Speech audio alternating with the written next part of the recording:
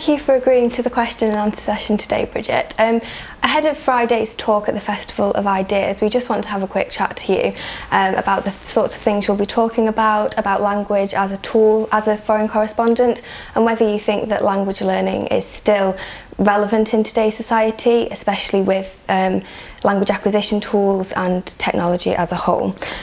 Can you tell us why you think that learning languages is still important in today's society and the sorts of opportunities that arise off the back of learning languages? Well, communication between humans is an essential part of how we relate to each other as social animals. And a lot of that is through language. I mean, language can be not just verbal communication, it can be the way you use your hands or your eyes or how you stand. But the most complicated part, and in a way the most intriguing part, is language, verbal language. And just think how many languages there are all over the world which survive, some of them with only very few people speaking them, some of them very different from each other. It's an extraordinarily magical thing about being human. And the ability to speak not just one, but more than one language is actually an extraordinary thing that we're capable of.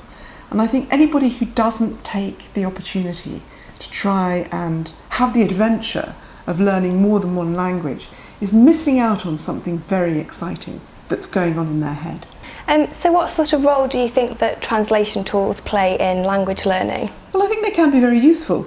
If you go to a country where you don't know the language and you go to a restaurant and you can't make head or tail of the menu, you can now take out your iPhone and quickly tap in the word and find out what it is. You can even take a photo of it if it's in a script you don't know, and it'll tell you whether it's chicken or fish or whatever. So that's really useful, isn't it? It's not something that we had before. But I don't think that this is an either or. I think so many things connected with technology in today's world, it's about both.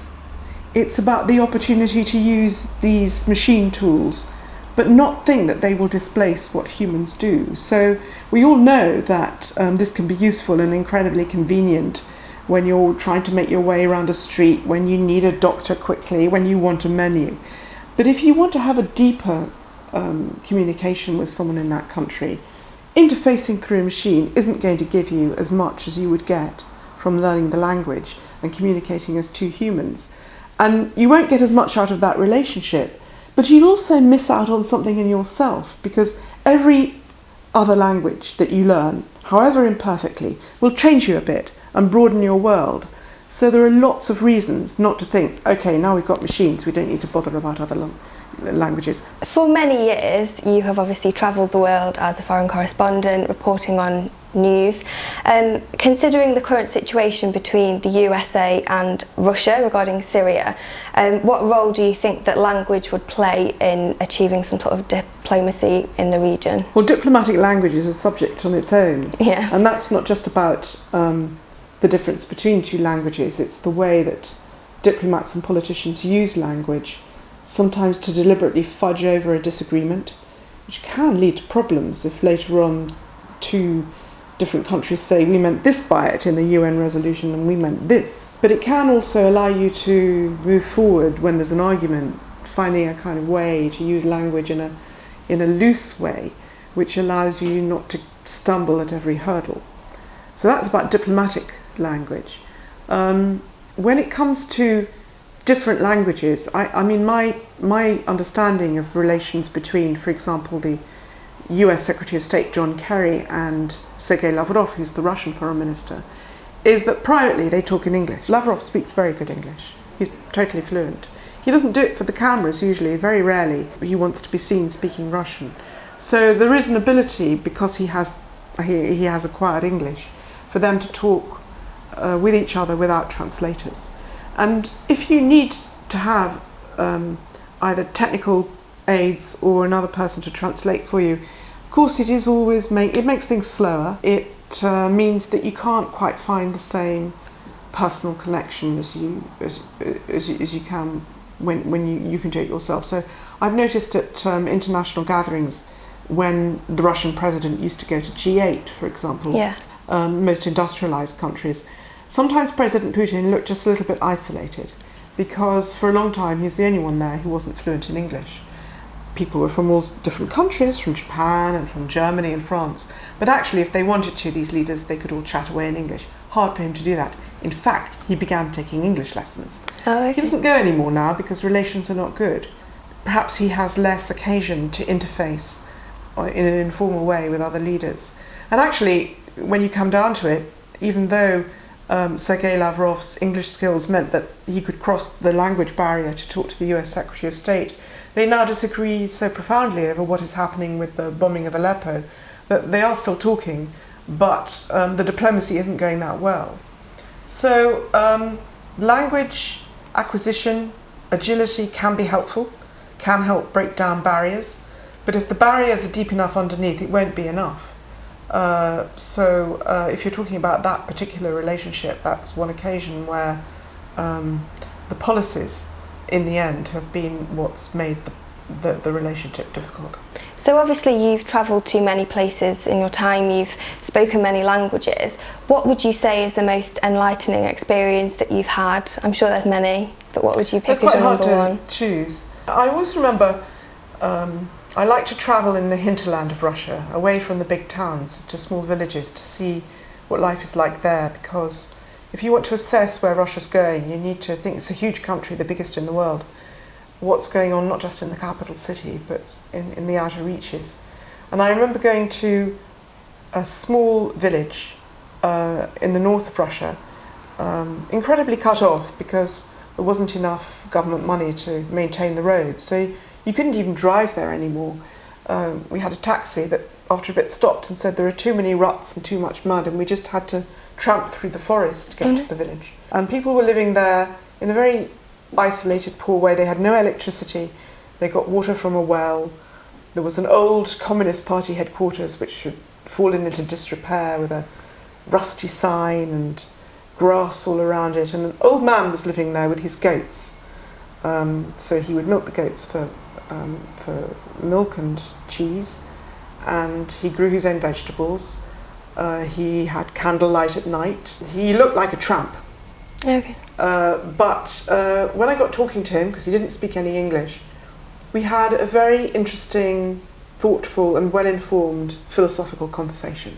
And I think if I hadn't spoken Russian, I would have never realised or understood that someone living in those circumstances might have been someone like you or me.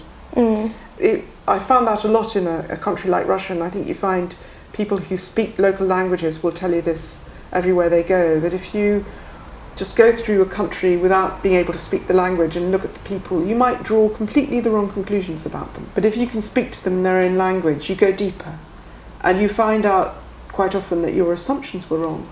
So you find out a lot of things about them and their country, but you also find out quite important things about yourself. Was there a time when you struggled with a particular language, and how did you motivate yourself to persist and become Well, fluent? you know, Russian is the language I know best, and it's not an easy language. It's by no means the hardest for an English speaker. It's Indo-European. It's from the same family of languages as French and German and Greek and so on. But it has a lot of case endings. It's got quite a complicated system of stress on words, and it comes from a very different world. Given that Russia for a lot of the 21st century was on the other side of the political divide as a country under communist rule. So often it was hard, and to be honest it still is, and I get rusty. And I have to get back into the swing of things. And I think the thing that I would say is what I've understood is you have to learn the grammar, you have to learn the basics. There's no way two ways around it. You have to do some hard graft to get there. But when you have some command of a language, it's also worth remembering that it's quite a psychological thing. And I've sometimes found, it's not just with Russian, but other languages that I have some knowledge of too, French, for example, to a lesser extent Italian, German, that if you're feeling confident, if you're feeling comfortable in the environment you're in, you do much better. If you're nervous, you find it harder, at least I do, find it harder to speak. You're perhaps more worried about the reception you get. And so a good tip for learning languages, I think, is to try and put yourself in a comfortable environment where you feel you can afford to make mistakes. Yes. And that you can try things out and experiment and Try and broaden your knowledge of the language through not being too afraid to fail. So I think that's the case with all languages, and I'm not sure that one is more difficult than another, because some that are supposed to be easier, some people say English is easier, but there's so many different Englishes. And if you really want to do well in them, you have to be in the right frame of mind and receptive and willing to take a few risks.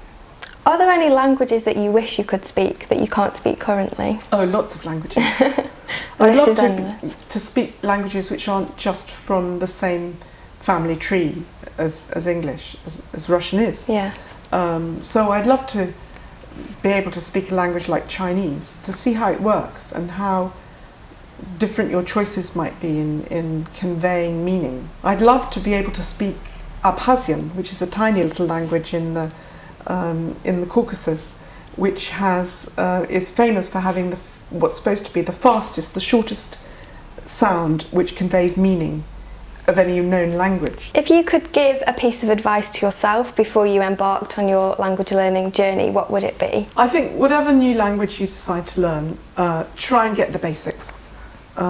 Invest in the time and the effort and the discipline to get to grips with the shape of the language, the basics, the irregular verbs, the different endings that you need in order to find your way around it. Because if you don't do all that hard work at the beginning, and you're always being held back, never quite sure, and always making those fundamental mistakes, you'll never get beyond a certain point. Whereas if you've done all the groundwork, it's like learning a sport. You want to learn how to hold the tennis racket properly, or you want to be able to swim in the most efficient way to progress. And the same with the language. You've got to learn the basics, get the right muscles working and the right instincts so that you can go forward. I knew one old lady in Russia, and she'd ended up there, she was an English woman, she'd ended up there sort of by mistake, partly as the result of the Second World War. So the only way she'd ever learnt Russian was just sort of in an ad hoc way. She never really got to grips with the grammar. So she was utterly fluent, but sometimes it was quite hard for people to understand her. And she never got beyond a certain point because she didn't do those basics. So that's my advice. Thank you very much for your time today, Bridget. Not at all. We look forward to watching your talk next Friday. Thank you. My pleasure.